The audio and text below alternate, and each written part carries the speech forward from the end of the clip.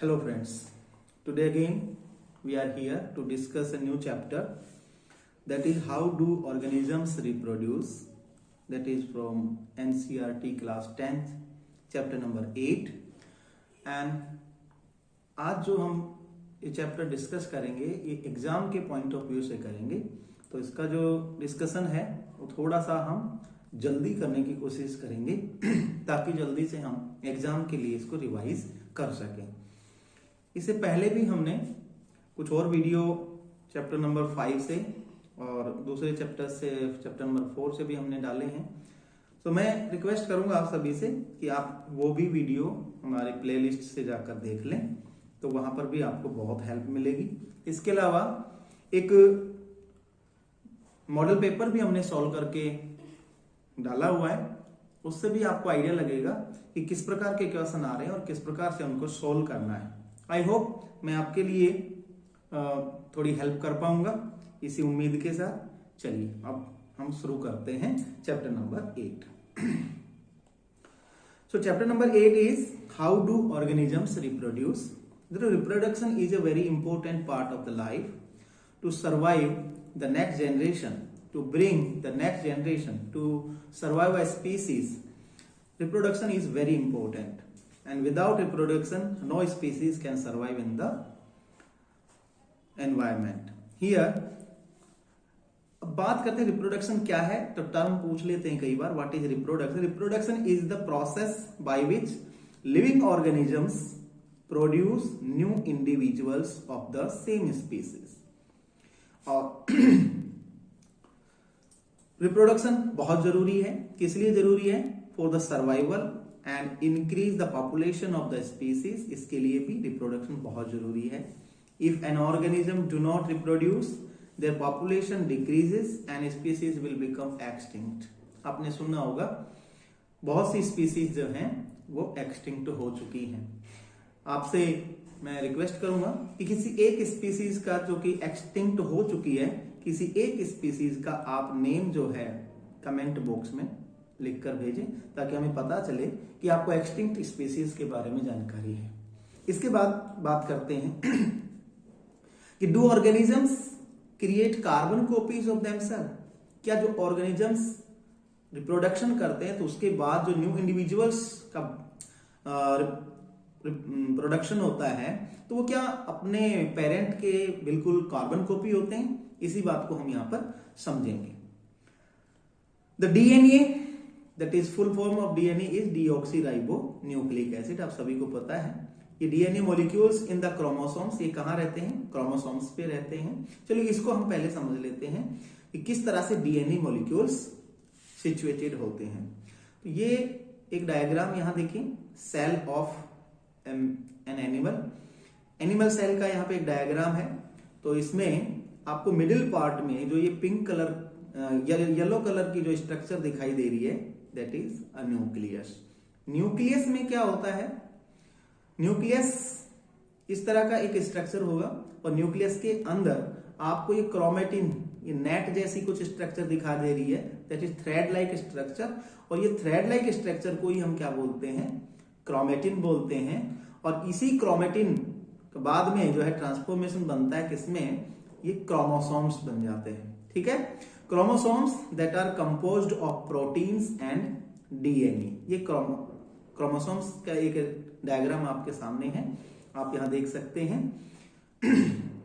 और ये क्रोमोसोम्स जो हैं ये किसके बने होते हैं? Chromosomes are composed of DNA and protein. ये डीएनए और प्रोटीन के बने होते हैं। और एक बेसिक जो स्ट्रक्चर आती है, और कई बार इसका टर्म भी पूछ लेते हैं, दैट इज कॉल्ड जीन। तो gene is a segment of DNA.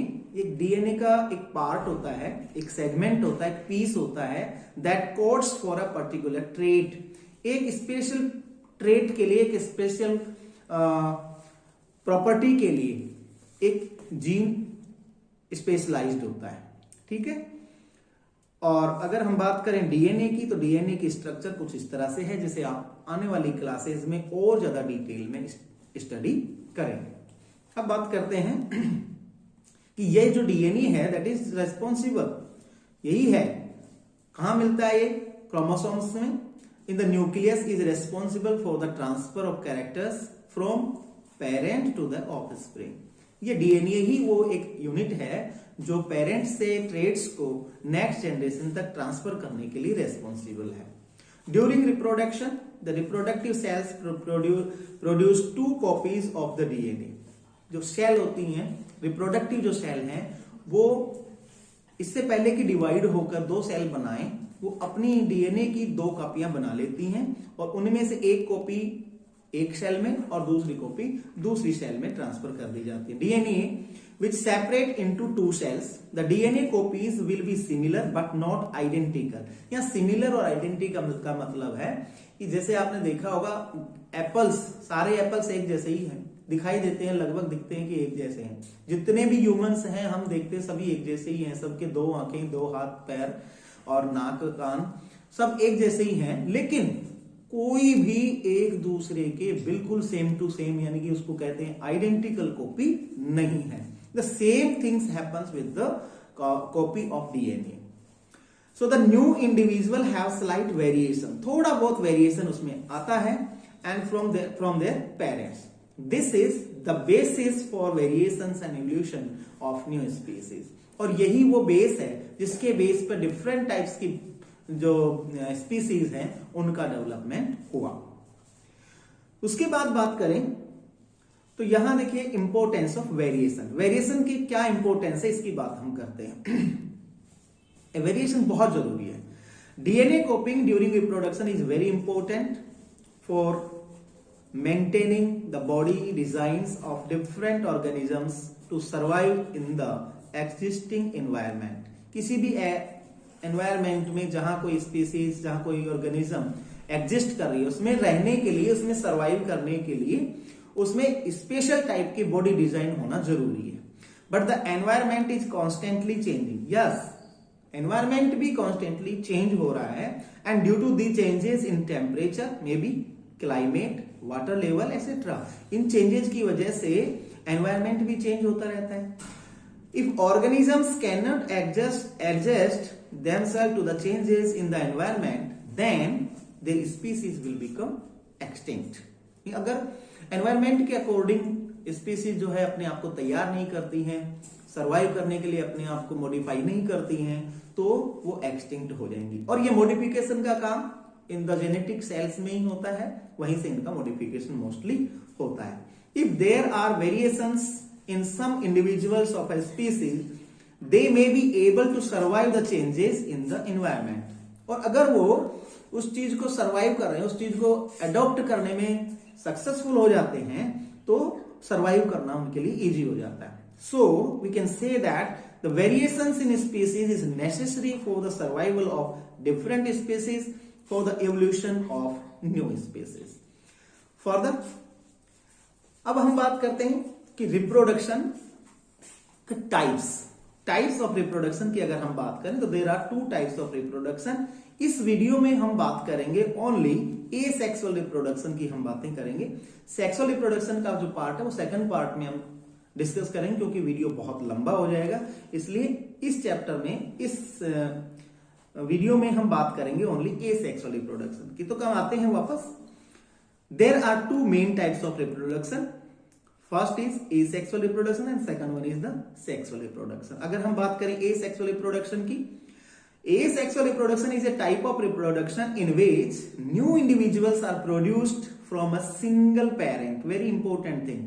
They don't need two parents, mother or father. It means a single parent also can reproduce their own offsprings. But in a sexual reproduction, what happens? Sexual reproduction is a type of reproduction in which 2 individuals are involved to produce a new individual. Asexual reproduction is the type, different types के होते हैं. अब बात हम करते हैं asexual reproduction की. Sexual reproduction को बाद में डिस्कस करेंगे, अगले वीडियो में डिस्कस करेंगे. asexual reproduction भी कई टाइप का होता है. उनमें से देखिए फिशन है, बडिंग है, रीजेनरेशन है, फ्रेगमेंटेशन है, स्पोर फॉर्मेशन है, and the last one is vegetative reproduction that we are going to discuss in this part of the video.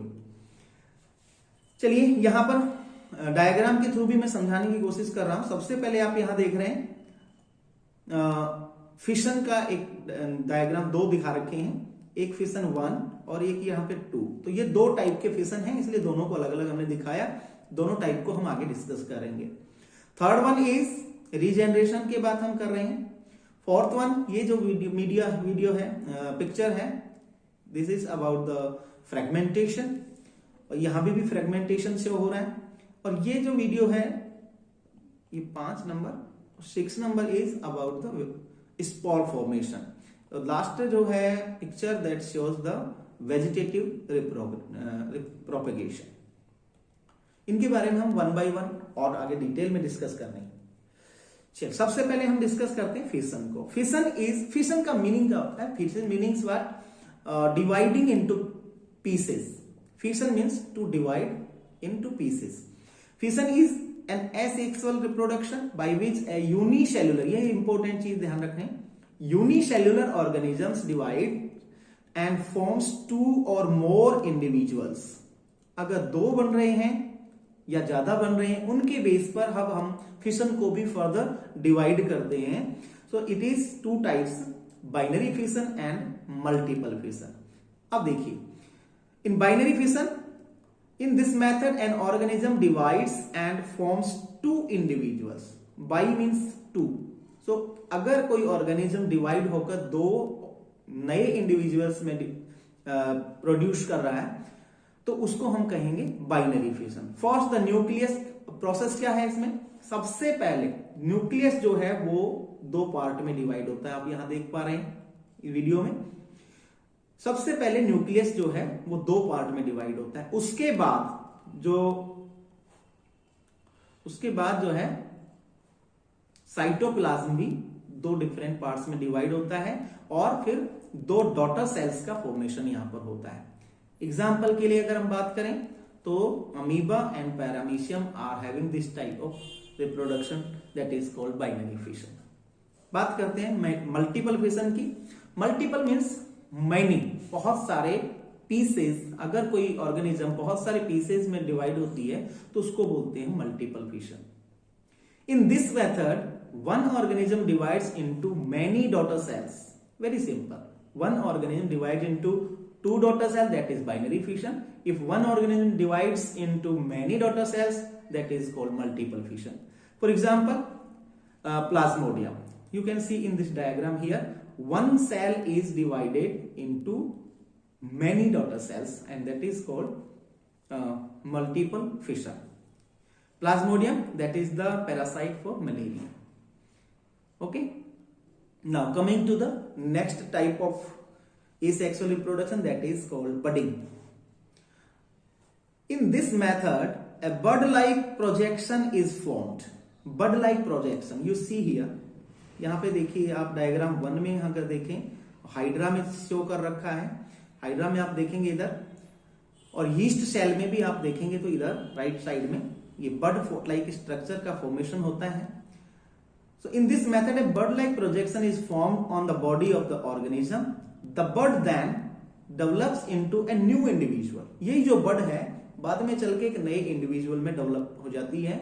It then separates, और जब ये पूरी तरह डेवलप हो जाती है तब ये अपने फादर सेल से, मदर सेल से क्या हो जाती है? सेपरेट हो जाती है। Then it separate from the parent and forms an independent individual, और एक नया इंडिविजुअल डेवलप हो जाता है। यहां आप देख रहे हैं सीक्वेंस 1, देन 2 में देखो और डेवलप हो गया, 3 और ज्यादा डेवलपमेंट हो गया, ऑलमोस्ट डेवलप हो गया लेकिन अभी भी अटैच्ड है, और उसके बाद नंबर 4 में ये इससे डिटैच हो जाती है और नए इंडिविजुअल का फॉर्मेशन हो जाता है। इन द सेम वे इधर आप यीस्ट में देख सकते हैं, पहले एक बड बनती है, बड लगभग सेपरेट सी होती है, और फिर नए इंडिविजुअल का फॉर्मेशन हो जाता है। हाइड्रा और yeast are the example of budding. Coming to the regeneration, one more type of asexual reproduction.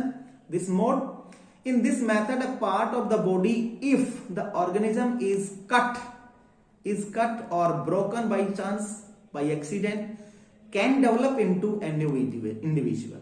Means जैसे कि रक्त बीज की बात हम करें, अगर कोई ऑर्गेनिज्म किसी कारण से 2 या ज्यादा पार्ट्स में टूट जाता है या उसे काट दिया जाता है, then every single part of the body may be developed into a new individual. और इस तरह का जो डेवलपमेंट है वो देखा जा सकता है एक तो hydra and planaria and starfish. ये इस कुछ ऑर्गेनिजम्स हैं जिनमें रीजनरेशन मोड से रिप्रोडक्शन होता है। हाइड्रा में भी है, हाइड्रा दो तरीके से किया है, यहां पर भी है। अगर इसे कट कर दिया जाए या एक्सीडेंटली अपने आप कभी हो जाए ऐसा, तो ये जो कटा हुआ पार्ट है वो एक नए इंडिविजुअल में ट्रांसफॉर्म हो जाता है। Fourth method is that is fragmentation. Fragmentation का मीनिंग है फ्रेगमेंट बन जाना, मीन्स पीसेस बन जाना, टुकड़े बन जाना। लेकिन ये टुकड़े बनना और पिछले टुकड़े बनना उसमें थोड़ा सा डिफरेंस है। इन this method the body of a simple multi cellular, देखो वहां पर जो फिशन और फ्रेगमेंटेशन में डिफरेंस यही है कि फिशन में यूनिसेल्यूलर ऑर्गेनिज्म थी, यहां पर मल्टी सेल्यूलर ऑर्गेनिजम्स में जो मेथड यूज हो रहा है वो है fragmentation. Multicellular organism breaks up into smaller pieces on maturation. जब मैच्योर हो जाते हैं तब वो टूट जाते हैं, बिखर जाते हैं। Fragment develops into new individual. यहां पे आप देख रहे हो जैसे एक एग्जांपल है हमारा स्पाइरोगायरा। ये मैच्योर होने पर दो डिफरेंट पार्ट्स में डिवाइड हो जाता है और एक नए इंडिविजुअल से रूप में काम करने लगता है।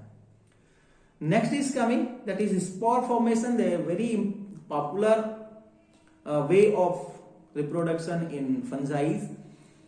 In this method, structures that are called sporangia, sporangia को आप यहां देख सकते हैं, ये sporangia है यहां पे, produce tiny cells। ये sporangia है, छोटी छोटी cells का प्रोडक्शन करती हैं। These cells are called spores.